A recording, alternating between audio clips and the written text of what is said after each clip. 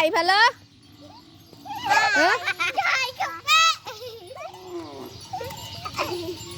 นางตองบ่นางเตยขายพะเลซื้อแน่อันนี้แมนพะเลอันนี้นางซุอันนี้แมนพะเลอันนี้ซุจอกพะเลฮะจอก2,000ป่ะลิงได้สาขายพะเลขายน้ำปั้นจอกพะเล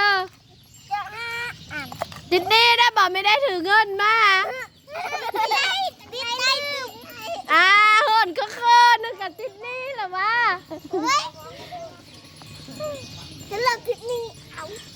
ซื้อซอยพุ่นละจอกติดนี่เนาะไม่ได้ถือเงินมาทำจะไปปั้นเขาย่างมาประเด็นขายอยู่ติดนี่เนาะติดนี่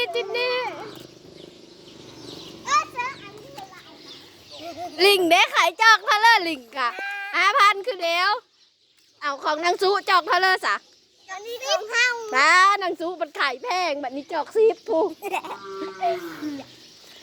ของนางเตยได้สะอันนี้จอก2,000จอก2,000แต่แซ่บกินนี่กะไอเห็นด้าผู้นึงขายลายอันกระด้ออันนี้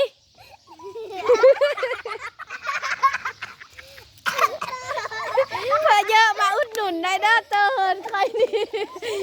สีแยกรักเจอบ้านนี่